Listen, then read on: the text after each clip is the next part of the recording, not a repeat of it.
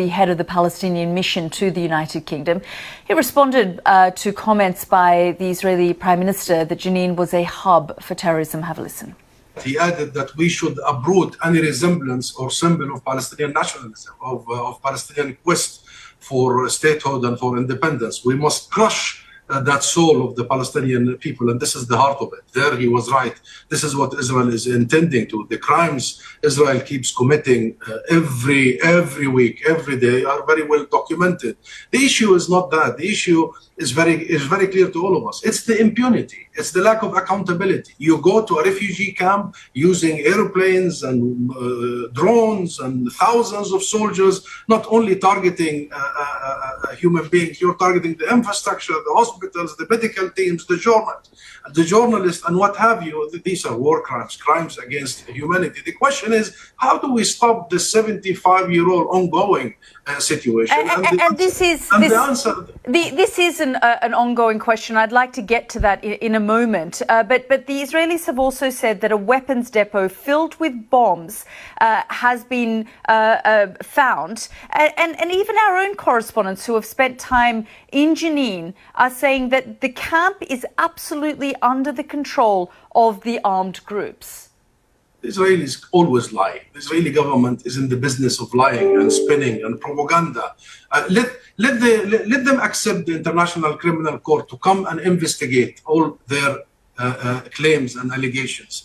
Let them accept that the International Court of Justice come and assess the whole legal situation. They block it. They use their allies, the UK included, and the US, of course, to block us from access to these. But Mr. Zomlot, if you just, they have a lot to hide. But if I just get you to respond to what forget what the Israelis are saying. This is coming from our correspondent, our editor, who has seen and spent time in and around the camp. He says, Jeremy Bowen says that that this camp is absolutely under the control of the armed groups. That he was in touch with people who controlled the camp, and that they wanted the photo of the journalists before they went in. That it is a dense area, but that they believe that a lot of the attacks, dozens of attacks, have been launched from that camp.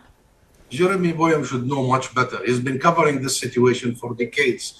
He knows the situation of oppression, the state of colonization and besiegement of people. He knows the regular killings. He knows the theft of land and resources. He knows the denial of the basic dignity for people unable to travel, and actually the killing fields around these settlements, the settler violence. So to claim that there is a control, the Palestinian situation is that of resistance, that of survival. People have the right to protect themselves and their properties and their families, seek and consult international law about the right of people to resist all these Israeli-imposed illegality. So really, this has been going on for a long time.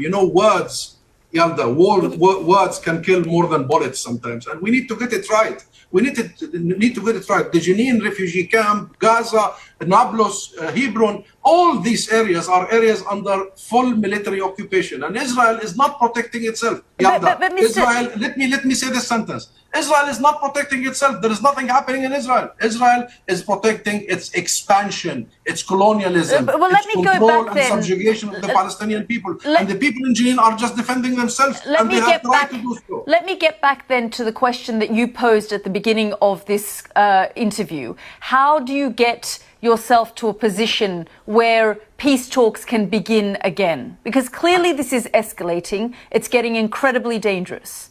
2 words. Accountability.